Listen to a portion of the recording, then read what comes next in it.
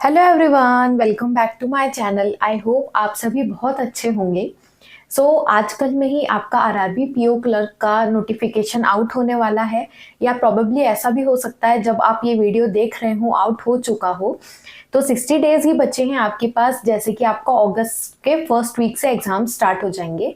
तो मैंने बोला था लास्ट वीडियो में कि मैं बताऊंगी आपको ये 60 डेज में आपको कैसे बैलेंस करके चलना है, क्योंकि ये एक बहुत ही ज्यादा क्रिटिकल टाइम है बचा हुआ है आपके पास।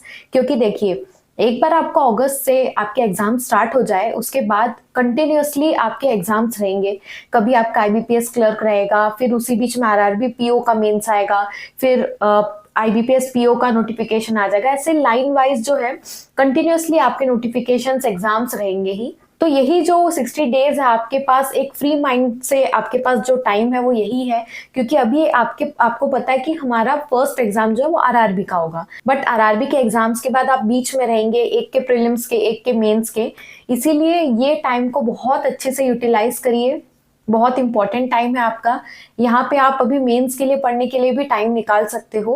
तो आज इस वीडियो में मैं आप लोगों को बताऊंगी इस 60 डेज में आपको कैसे अपने प्रीलिम्स एंड मेंस को बैलेंस करना है।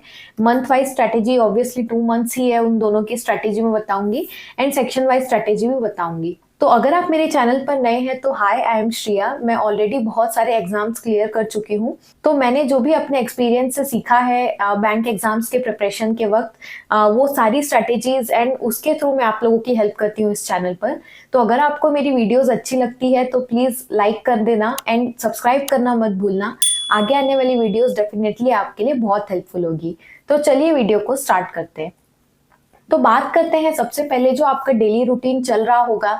अगर आप मेरी स्ट्रेटेजीज फॉलो कर रहे होंगे जो मैंने आपको आज से 4-5 महीने पहले बताया था, तो उस हिसाब से आपका करंट अफेयर्स डेली आप पढ़ रहे होंगे, तो उसको कंटिन्यू रखना है आपको। डेली आपको 1 से 1.5 घंटा आपको देना ही है करंट अफेयर्स के लिए। बीच में मत छोड़िए ये सोचकर कि प्रीलिम्स का एग्जाम पास में आ गया है तो अब मैं नहीं करता हूँ, अब मैं सीधे प्रीलिम्स की बात करूंगा। तो प्लीज ऐसा मत करना। अपने क्विजेस जो मैंने बोला था आपको देते रहने के लिए, वो देते रहना, रिवीजन करते रहना। जो मैंने वीकली लिख दिया है, ये वीकेंड पे आपको जो रिवीजन करने मैंने बोला था वो जरूर से कर लेना। इसकी डिटेल स्ट्रेटेजी मेरे चैनल पर अपलोडेड है, आप जरूर जाकर देखना। वहां मैंने सारे सोर्सेज एंड स्ट्रेटेजी आपको डिटेल में बताई हुई है। नेक्स्ट सेक्शन है इंग्लिश। इंग्लिश में आपको डेली रीडिंग करना ही है जब तक आपका आखिरी पेपर नहीं हो जाता, बी इट प्रीलिम्स और बी इट मेंस। आपको रीडिंग हमेशा करते रहनी है।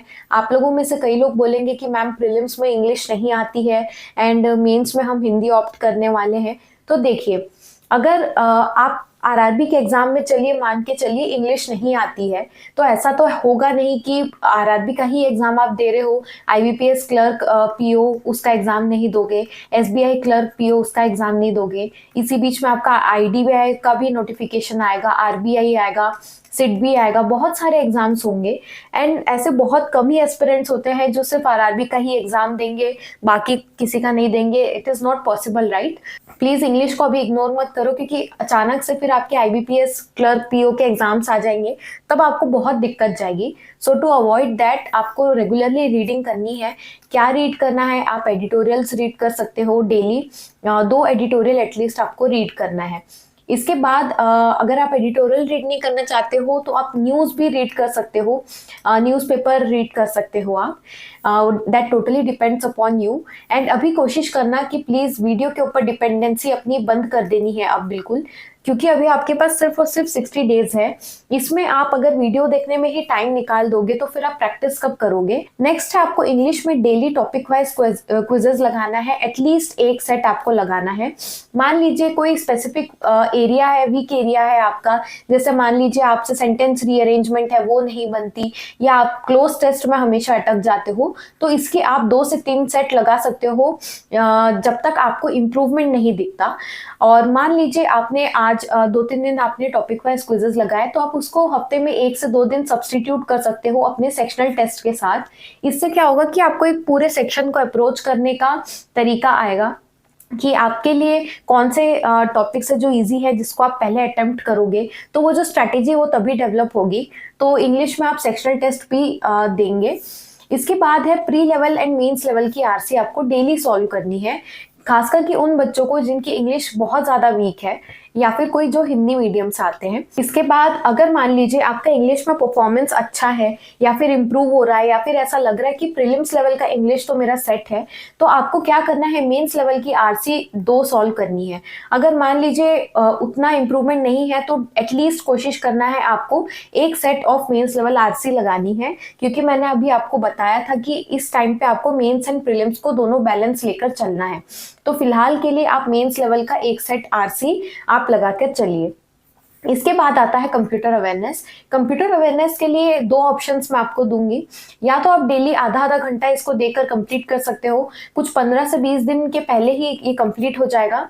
या फिर आप क्या कर सकते हो, अभी स्किप करके इसको प्रीलिम्स के बाद आप कर सकते हो। मैंने भी ऐसे ही किया था। मैंने कुछ 10 दिन, आई गेस मैंने सिर्फ 10 दिन ही कुछ आधा एक घंटा देकर मैंने जितना हो सकता था majority portion 80 to 85% of computer awareness का सिलेबस कंप्लीट कर लिया था। देन उसके बाद मैंने उसको छोड़ दिया था, क्योंकि रीजनिंग, क्वांट्स एंड इंग्लिश पे मुझे ज्यादा ध्यान देने की जरूरत थी। उसके बाद मैंने क्या किया, प्रीलिम्स के बाद या मेंस के पहले जो टाइम रहता है उसमें मैंने ज्यादा टाइम देकर उसको कंप्लीट कर लिया था। तो आप ये कर सकते हो। नेक्स्ट आता है प्रीलिम्स की बारी। प्रीलिम्स के लिए आपको डेली क्या करना है, डेली टॉपिक वाइज क्विजेस आपको सॉल्व करने हैं, बोथ रीजनिंग एंड क्वांट्स के। जैसे क्वांट्स में आपकी डीआई हो गई, डीआई के आपको 1 से 2 सेट लगाने हैं डेली। इसके बाद आपका हो गया एरिथमेटिक, इसके 1 से 2 सेट लगाने हैं। बस आपको यही ध्यान रखना है कि मान लीजिए आपका कोई टॉपिक सुपर स्ट्रॉन्ग है तो उसका आप 1 सेट लगा के उसको कंप्लीट कर सकते हो। अगर कोई टॉपिक वीक है जिसमें आपको और इम्प्रूव करने की जरूरत है तो आप उसको क्या करना, 2 सेट्स ऑफ क्वेश्चंस को आप उसको 2 सेट्स ऑफ क्विजेस आप उसको लगा लेना। इसके बाद आता है जैसे मैंने पहले इंग्लिश के लिए बताया था, सेक्शनल टेस्ट भी आप दे सकते हो। हफ्ते में आप 2 बार सेक्शनल टेस्ट दे सकते हो। It completely depends upon you कि आपको क्या लगता है आपके लिए सही है। आप जब प्रिपरेशन करोगे तो आपको अपने आप पता चलेगा।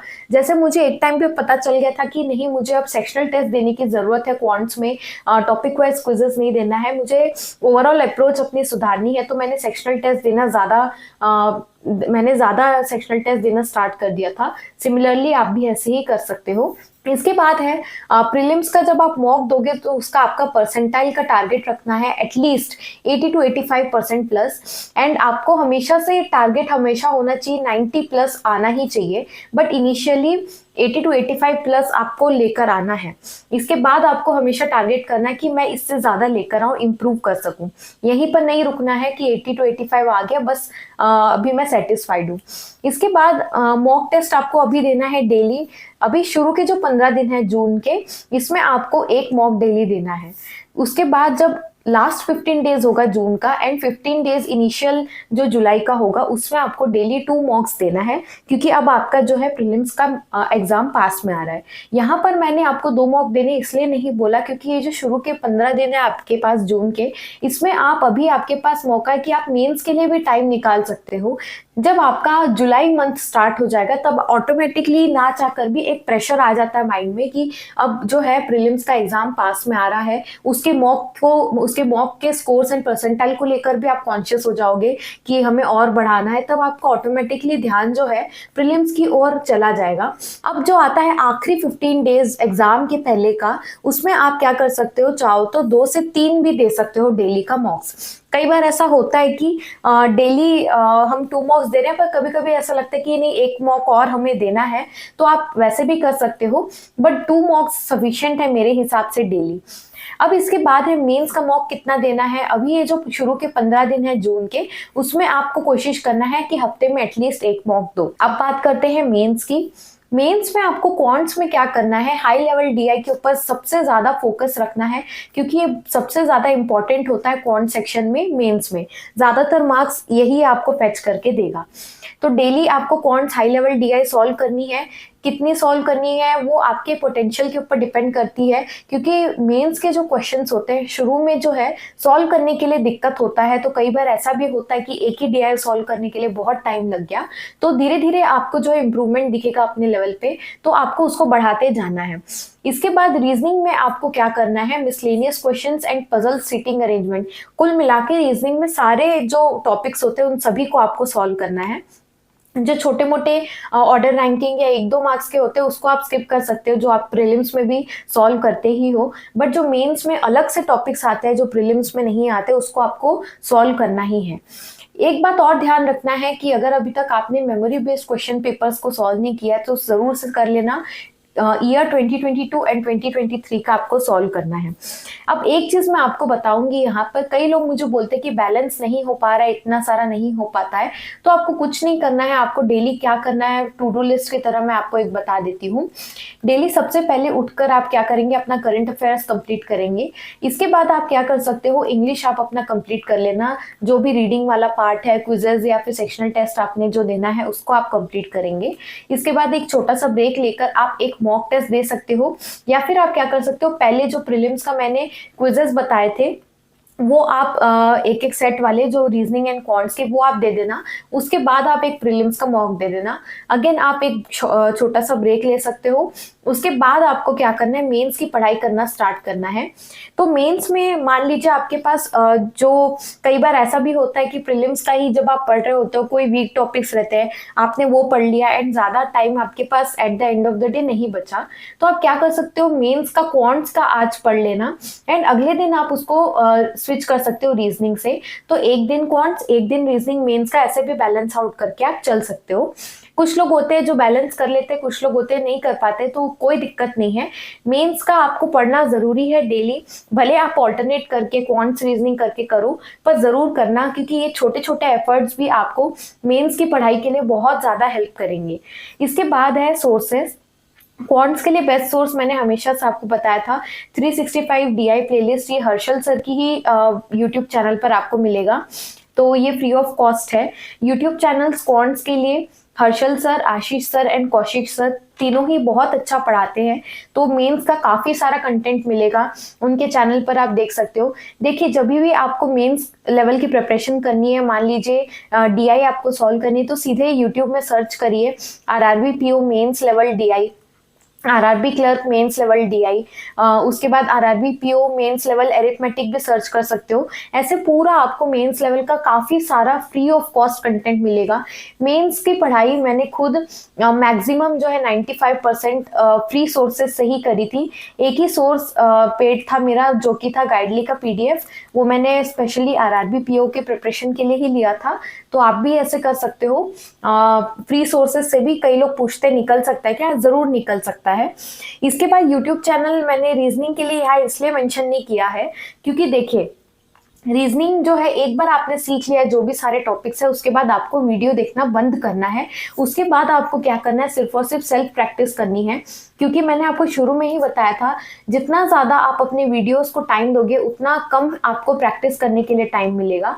तो वीडियोस के ऊपर कम से कम टाइम देके प्रैक्टिस के ऊपर अपना आपको ज्यादा से ज्यादा टाइम बढ़ाना है। अदर सोर्सेज की बात करें तो मैंने आपको जैसे बताया था, गाइडली की PDF मैंने खरीदा था। अगर आप चाहते हो तो आप भी बाय कर सकते हो। लिंक जो है मैंने नीचे डिस्क्रिप्शन में मेंशन कर दिया है। और अगर आपको ऐसा लगता है कि थोड़ा बहुत कॉस्टली है, तो आप क्या कर सकते हो, इसका ऑप्शन है कि सिर्फ RRB का जो पैकेज आता है वो आप खरीद सकते हो। जैसे शुरू में मैंने खरीदा था, या फिर एक कोई स्पेसिफिक एग्जाम के लिए या फिर प्रीलिम्स के लिए, मेंस के लिए बहुत सारे उनके कॉम्बो पैकेजेस आते हैं। आप एक बार उनके वेबसाइट पे जाकर देख लेना। उसके बाद ऑलिव बोर्ड के मेंस के मॉक्स के लिए मैं हमेशा बोलती हूँ, ऑलिव बोर्ड का काफी अच्छा लगता है मुझे, लेवल सही लगता है। अगर आपको कोई और मॉक का अच्छा लगता है तो आप दूसरे का भी दे सकते हो। And free quizzes practice mock से आप सॉल्व कर सकते हो, जो मैंने आपको बोला था डेली प्रीलिम्स के लिए आपको सॉल्व करना है। तो अब मैं आपको समराइज करके बता दूं, तो प्रीलिम्स और मेंस को आपको साथ में लेके चलना है। एक चीज आप जरूर ध्यान रखना कि ये 15 दिन आपको अपने आप को झोंक देना है पूरा। ये नहीं सोचना है कि आज हमने 8 घंटे पढ़ा, 10 घंटे पढ़ा। आपको सिर्फ यही सोच के चलना है कि इस टाइम को मैं सबसे ज्यादा यूटिलाइज करूंगा। जितना ज्यादा आप अपने आप को जितना ज्यादा आप इस टाइम पे पढ़ाई कर सकते हो उतना जरूर कर लेना, क्योंकि यही टाइम है मेंस के लिए अच्छे से आप ध्यान दे सकते हो, जो कि आपका जरूर देखना। मेंस की आप जब तैयारी करते हो ना, ऑटोमेटिकली आपको प्रीलिम्स में भी अपना इंप्रूवमेंट जरूर दिखने लगेगा। एंड ये टाइम जो है थोड़ा बहुत भी आप मेंस के लिए कवर करोगे तो प्रीलिम्स के बाद एक कॉन्फिडेंस रहेगा कि अरे मैंने ये टॉपिक जो एटलीस्ट 1-2 बार सॉल्व तो किया है, मुझे ये अप्रोच तो आता है इसको सॉल्व करने के लिए, तो बाद में आप आराम से हैंडल कर लोगे। एंड एक चीज और, प्रीलिम्स का एग्जाम जैसे पास आ रहा है, मान लो आपको ऐसा लगता है कि आपका मॉक टेस्ट में जो है परसेंटाइल कम हो रहा है या फिर इंप्रूवमेंट नहीं दिख रही है, या कई बार ऐसा भी होता है कि मार्क्स कम भी हो रहे हो, स्पीड कम हो रही है, तो आपको कुछ नहीं करना है, थोड़ा ज़्यादा ध्यान देना प्रीलिम्स की तरफ। क्विजेस जो मैंने बोले थे टॉपिक वाइज वो थोड़े बढ़ा देना, सेक्शनल टेस्ट देना थोड़ा बढ़ा देना, ऐसे करके प्रीलिम्स की प्रैक्टिस थोड़ा बढ़ा देना, आपको फिर अपने आप इम्प्रूवमेंट दिख जाएगी। पैनिक करने की कोई ज़रूरत नहीं है। तो all the best for your exams, अच्छे से पढ़िए। कुछ भी दिक्कत आती है, डाउट्स आते हैं, कमेंट सेक्शन में मुझे पूछ सकते हो। सारे सोर्सेज के लिंक्स मैंने नीचे डिस्क्रिप्शन में मेंशन कर दिए हैं। तो आज के लिए बस इतना ही, मिलते हैं नेक्स्ट वीडियो में, तब तक के लिए बाय बाय।